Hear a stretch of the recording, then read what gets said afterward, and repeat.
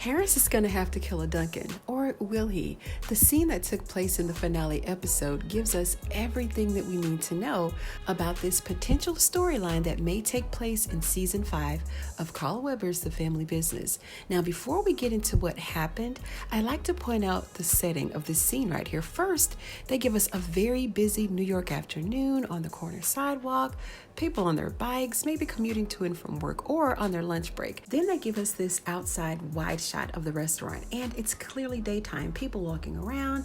Then we have someone sitting outside the restaurant eating his lunch, right? But as we move inside the restaurant, the dimness, the fairy lights, and the candles, they evoke a whole different mood, right? And it's more settled, more quiet, a bit more peaceful. And I love that. The restaurant itself is beautiful, and it has sort of this rustic foundation, which is definitely lending itself to help tell the story, but it's kind of subconsciously doing this, right?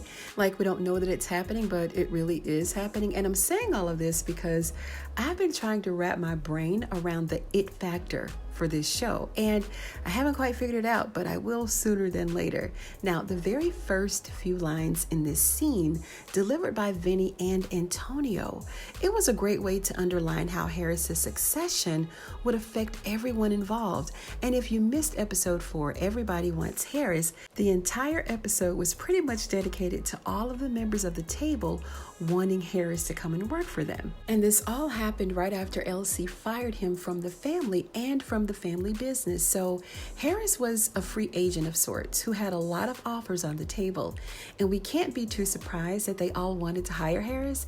It seemed to be inevitable considering his background with the Duncans, his education, his keen insight on just about every legal matter. But part of the shocker for me was that all the offers were coming from Elsie's business partners, of which most of them have already left Earth. And that's a whole other video, which I'll do later. But Harris eventually decided to work for the Dashes, and now here we are.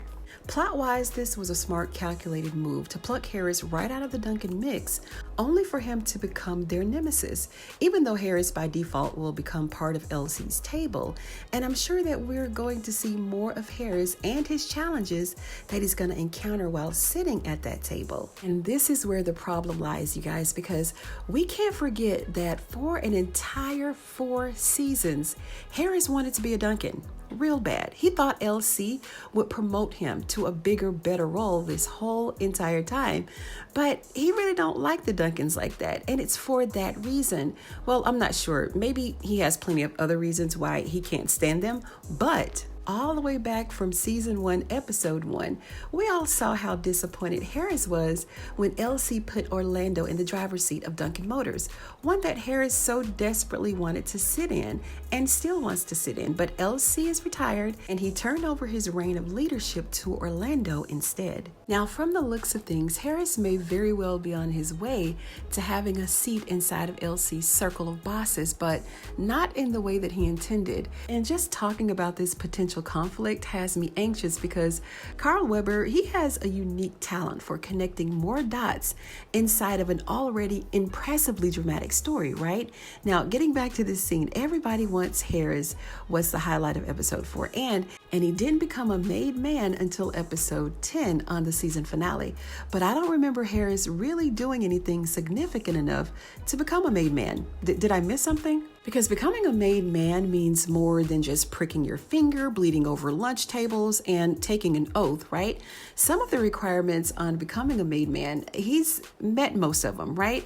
And I'm far from being Italian, but I have no clue what it all takes. But I do know that you have to be sponsored by another made man, right? They've got that. So we'll check that off.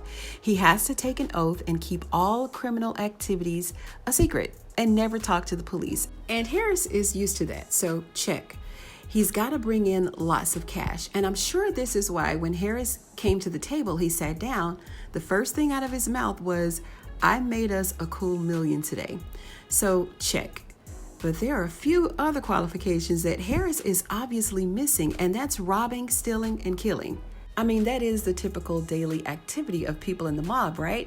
What has Harris done for real besides kill his father? And no one actually knows about this except LC, which is an interesting play on dramatic irony because Antonio has crowned Harris a made man without being privy to any of this information. But we know that this is going to be a thing in season 5 because with Junior trying to get some skin in the game, he introduced Antonio to the gun that Harris used to kill Sal. And he doesn't quite know this yet, but this is exactly what's happening. Now, Vinny, old wimpy Vinny here, well, now he's old dead Vinny, he warned Antonio before Harris even arrived that making him a made man will have serious repercussions. And Antonio also said something very interesting, that he will be dead in 3 months. Was he just joking, or does he know something that we don't know? Is he suffering from some type of terminal illness, or is someone after him? What? Because we can't just take that statement lightly. So we'll take it at face value and assume that he won't be around for all of season 5.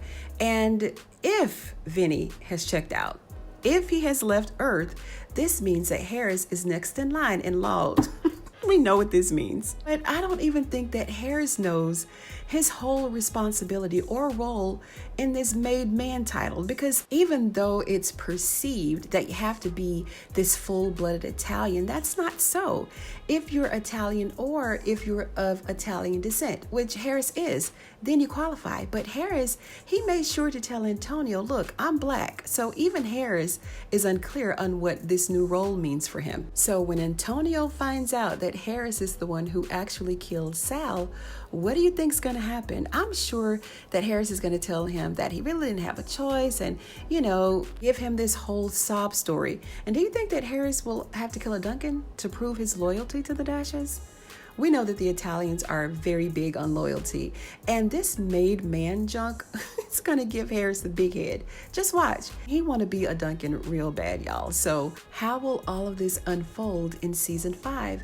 And I'm very impressed with the way that it's all rolling out. It's as I've always said, and I'll say it over and over, that Carl Weber, he leaves just enough meat on the bones to develop more action, create more events, and develop a whole other narrative, right? So these are just my thoughts, though. I mean, let's keep the conversation going down below in the comments.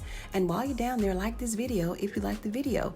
And if you're a fan of the family business, go ahead and subscribe to the channel. Y'all, listen, I heard the funniest thing while I was watching this other video.